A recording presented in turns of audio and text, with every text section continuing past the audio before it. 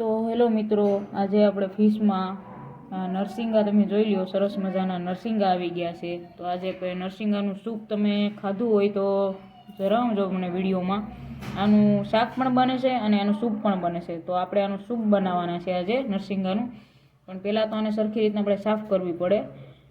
તો મિત્રો આપણા નરસિંગા છે એ સાફ થઈ ગયા છે. હવે આને ખાલી 2-3 પાણીથી આપણે ધોઈ લઈએ. ધોઈને પછી આપણે જે બધા મસાલો છે આની ગ્રેવી કઈ રીતના છે, આદુ મરચાં લસણની પેસ્ટ આપણે તૈયાર કરી ને આપણે કુકરમાં બનાવવાના છે. તો કઈ રીતના નરસિંગાની આ સૂપ જે રેસીપી છે, કઈ રીતના સૂપ આનું બનશે એવું તમને આગળ વિડીયોમાં જણાવીશ. તો તમે વિડીયો પૂરો જોશો તો તમને ખ્યાલ આવી જશે કે નરસિંગાનું સૂપ કઈ રીતના બને છે. તો આગળ તમે વિડીયો જોવો તો તમને ખ્યાલ આવશે. તો આપણે હવે તેલ ગરમ કરવા મૂકી દીધું છે. તેલ ગરમ થાય એટલે આપણે આ બધા મસાલા છે, હળદર, ધાણા જીરું, હિંગ, નમક અને આપણી આ જે પેસ્ટ બધી બનાવેલી છે, લીલી બધી પેસ્ટ છે, લીલું મરચું છે, ટમેટું છે, લસણ છે, આદુ છે, ધાણા ભાજી છે અને થોડીક લીલી ડુંગળી આપણે જે છે લીધી છે. તો આનું સૂપ આજે આપણે બનાવવાના છે નરસિંગાનું. એ પણ આપણે એકદમ સરસ રીતના સાફ થઈ ગયા છે. તમે જોઈ શકો છો એકદમ ફ્રેશ સરસ રીતના સાફ થયેલા છે. હવે આપણે એની આગળની પ્રોસેસ બતાવું કઈ રીતના બને છે. તો હવે તેલ ગરમ છે, એમાં પહેલાં આપણે હિંગ નાખીને જોઈ લઈએ. તેલ ગરમ થઈ ગયું છે.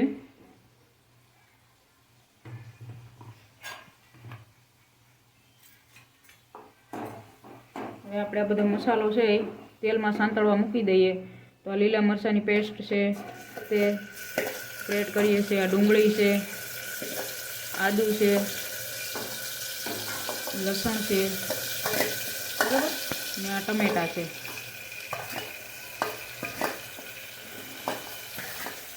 હવે આ તેલમાં સાંતળવા મૂકી દેવાની છે 2 થી 5 મિનિટ. તેલમાં સરસ રીતના સાંતળી જાય ત્યારબાદ આમાં બધા મસાલા છે, હળદર ને મરચું ને થોડું બધું આમાં નાખશું ને આને 2 થી 3 સીટી કરી લેવાની છે. તો સરખી રીતના સરસ રીતના જે નરસિંગા છે એ બની જાય, બરાબર. તો આમાં તમે આગળ જોશો તો ખ્યાલ આવશે. અત્યારે આપણે પેસ્ટ તેલમાં સાંતળાઈ રહી છે. નમક આમાં નાખીએ છીએ આપણે સ્વાદ અનુસાર. નમક નાખ્યું છે આમાં. હળદર છે,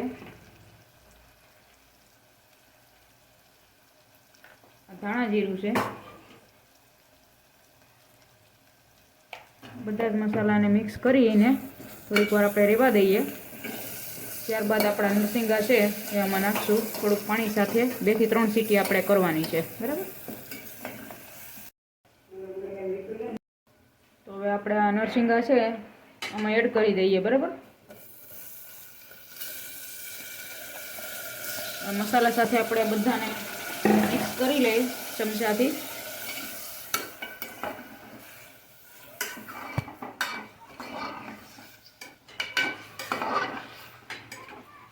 તો આને 2 થી 3 સીટી કરી લઈએ આપણે થોડુંક પાણી નાખીને.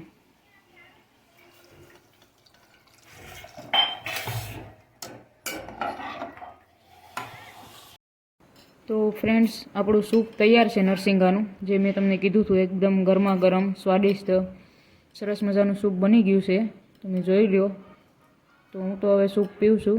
જો તમે પણ તમારા ઘરે આનું નરસિંગાનું સૂપ બનાવ્યું હોય ક્યારેય તો કોમેન્ટમાં જરૂરથી જણાવજો.